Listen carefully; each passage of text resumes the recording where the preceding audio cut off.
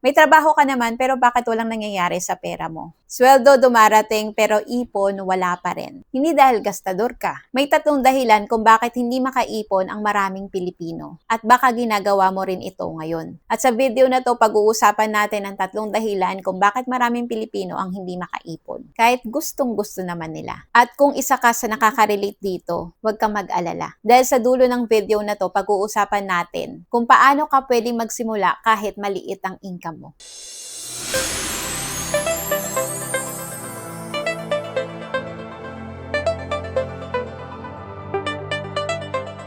Hi Dreamers! My name is Nel Sembrano Lontok. I create videos about financial literacy and retirement planning para sa mga Pilipino na gusto magkaroon ng financial freedom at time freedom sa future. Kung gusto mo ng ganitong klaseng content, consider subscribing. At simulan na natin. Unang dahilan kung bakit hindi makaipon ng maraming Pilipino, lifestyle inflation. Ito yung nangyayari kapag tumataas ang income mo, pero tumataas din ang gastos mo. Halimbawa, nung nagsisimula ka pa lang na magtrabaho, masaya ka na sa karinderya, jeep, simpleng cellphone. Pero nung tumaas na ang sweldo mo, biglang naging coffee shop every week, food delivery, bagong gadget, travel, branded items. Walang masama sa pag-e-enjoy ng pera. Pero ang problema, kapag bawat increase ng income mo ay may kasamang increase ng gastos. Kaya kahit tumataas ang sweldo mo, pareho pa rin ang ending. Wala pa ring ipon. May nakausap ako dati na professional, ang sabi niya sa akin, alam mo Nel, dati ang sweldo ko 20,000 pesos lang naman kada buwan, pero parang mas marami akong ipon noon kaysa ngayon. Ngayon ang sweldo niya nasa 50,000 pesos na per month, pero bakit mas hirap pa rin siyang mag-ipon ngayon? Dahil habang tumataas ang sweldo niya, tumataas din ang lifestyle niya.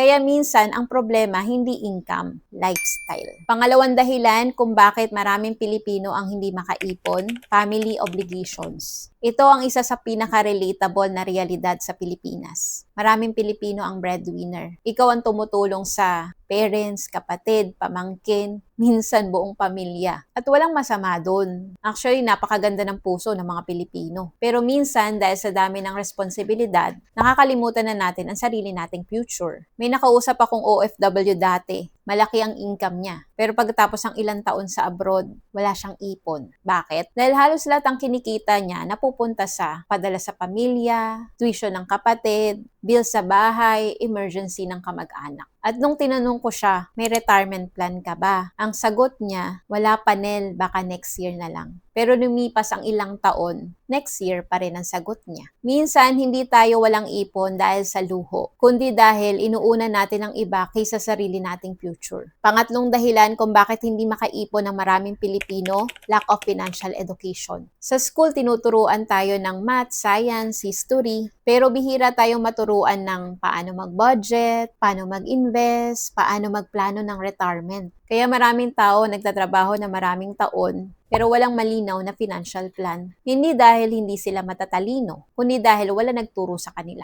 Naalala ko noong nagsisimula pa lang ako sa financial literacy. Akala ko noon kapag may natira sa sweldo ko, saka lang ako mag-iipon. Pero ang problema sa ganitong mindset, madalas walang natitira. Kaya ang ending, years ang lumilipas, pero walang ipon. Hindi dahil wala kang disiplina, baka wala ka lang tamang sistema. Ngayon ang tanong, kung ganito ang reality ng maraming Pilipino, paano ka magsisimula? Simple lang, hindi mo naman kailangan maging perfect. Kailangan mo lang ng tatlong bagay.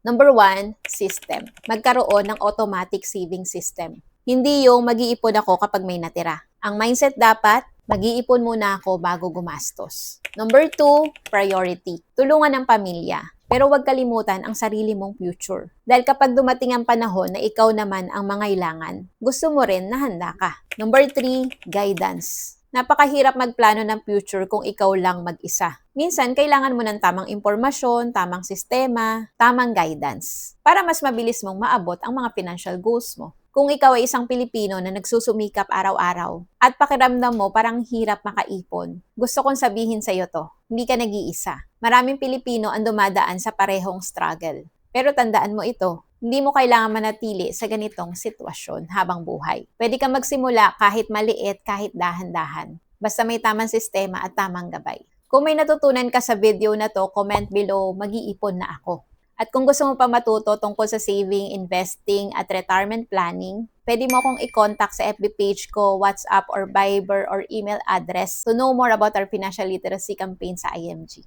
Makikita mo dito sa screen ang contact details ko. Once again, my name is Nel Sembrano Lontok, and always remember, retire early, live free, kayang-kaya basta may tamang gabay.